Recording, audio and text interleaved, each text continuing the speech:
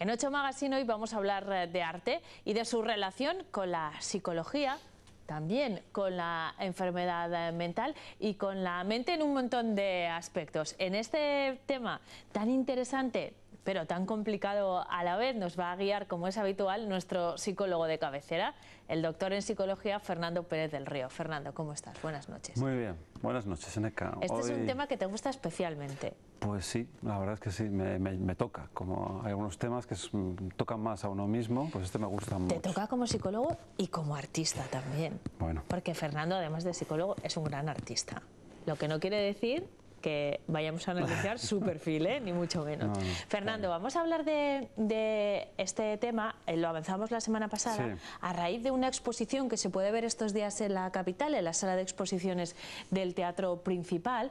Se llama Puro Arte y es una muestra que expone los trabajos a concurso que han realizado personas que tienen una enfermedad mental. Sí, yo creo que lo primero es felicitar a esta asociación Prosame, que es un concurso nacional, que en logística yo creo que es complejo organizarlo, de recibir cuadros de todas partes.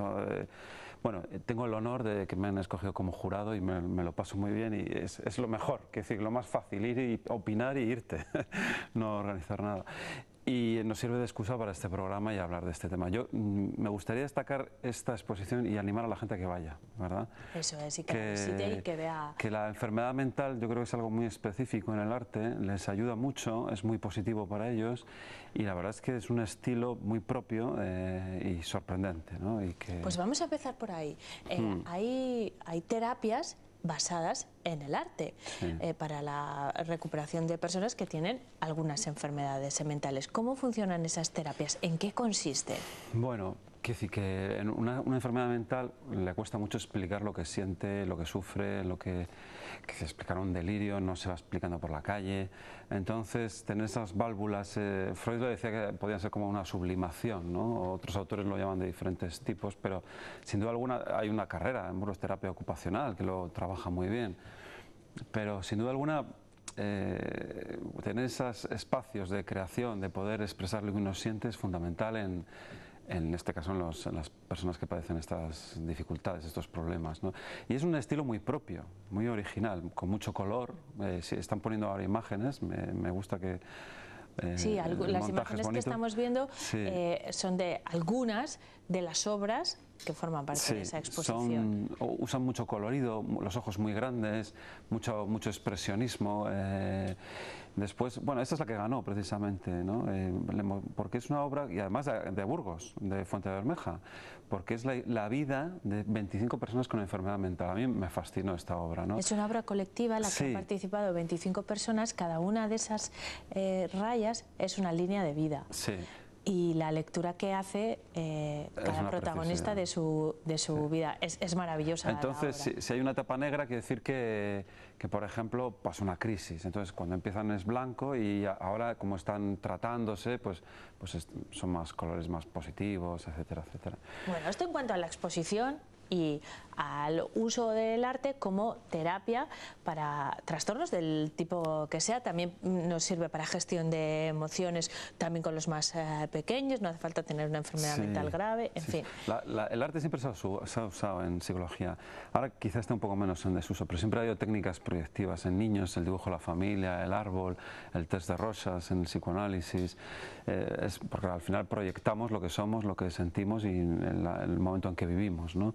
Siempre se usa, ahora un poco menos yo creo, pero hay otra parte que relaciona el arte y la psicología, que no sé si es un tópico, Fernando, y es lo primero que quiero que me aclares, y se basa en que la mayoría de los artistas, de la disciplina que sean, están o parecen locos. Eso es un tópico en realidad. ¿Hay alguna relación, sí, entre la enfermedad mental y la expresión artística?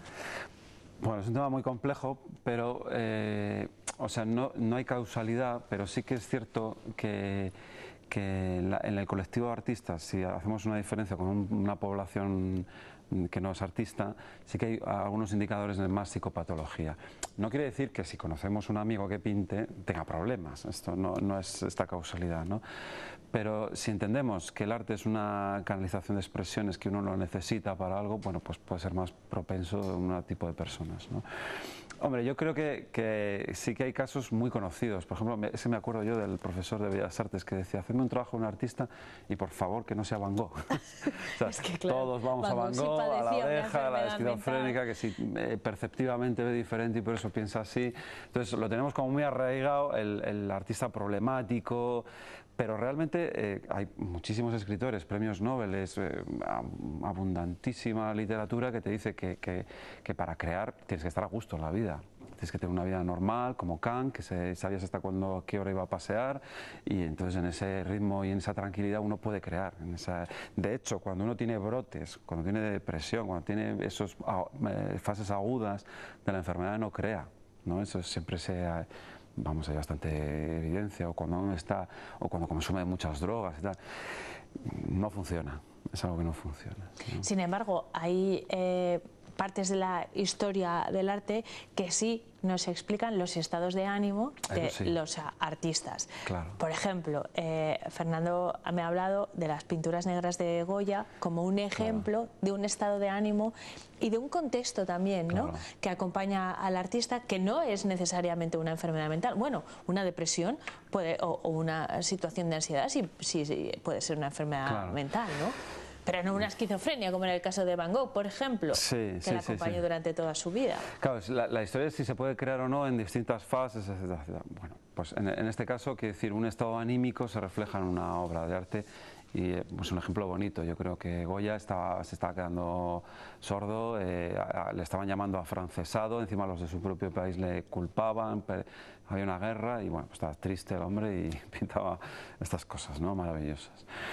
Pero bueno, quiero decir que en esto de puro arte también yo creo que hay que dejar claro que, además tuvimos un debate al jurado muy bonito, que había que diferenciar entre, y así un debate histórico, entre la técnica, la disciplina, las técnicas en el distrito o la creación. Entonces algunos premiaban más el proceso creativo de pues, expresarlo, de lo que fuere, y otros pensábamos que tiene que haber técnica. Entonces, o las dos cosas combinadas. ¿No? Entonces siempre ha habido esta pelea, ¿no? Históricamente entre el Renacimiento, que volver a lo griego, y un artista es un científico, decía el Renacimiento, ¿no?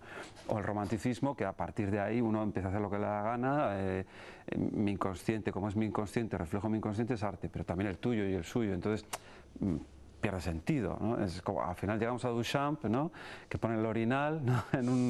y lo descontextualiza, dice esto es una obra de arte, ¿no? Que es una pregunta que nos hace, que es el arte, justo cuando nace la fotografía. Cuando nace la fotografía viene esta gran crisis de la pintura, ¿no? Que no se suele mencionar mucho el tema de la fotografía, pero ya se quedan sin trabajo, por decirlo de alguna forma. Fernando, tenemos poco tiempo, pero también podríamos abordar este tema desde el punto de vista del resto de la sociedad, no solo del artista, que apela a la sociedad a través del arte, ¿no? Pero igual le vamos a dedicar otra sesión a ese tema. Hoy queríamos profundizar un poco más en la relación entre el proceso creativo y la enfermedad mental a través de esta exposición, que puede o no ir unido. Claro, sí, sí. Con esa conclusión nos vamos a quedar, ¿no? Les invitamos a que vean la exposición. Pues sí. Y nos volvemos a ver después de Semana Santa, a final de mes, tendremos un tema, vendrá una profesora, Camino Escolar, que va a explicar, vamos a hablar de la ansiedad de los exámenes. Como los alumnos están en exámenes y hay temas de ansiedad, pues pequeños trucos para prepararnos para el final de curso, ¿no? Yo creo que va a gustar a los alumnos algunos truquillos. ¿Te tomas un descanso para preparar el final de curso? Sí. Muy bien. Vale, pues ese es el primer truco.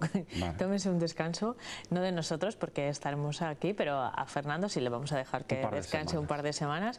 Y a la vuelta hablamos de los exámenes, de la ansiedad y sobre todo de cómo gestionarla. Fernando, muchas gracias. Hasta pronto. Muy bien. Nosotros continuamos, por supuesto, en 8 Magazine, ocupándonos de la actualidad de la jornada, como hacemos siempre. La resumimos en formato express.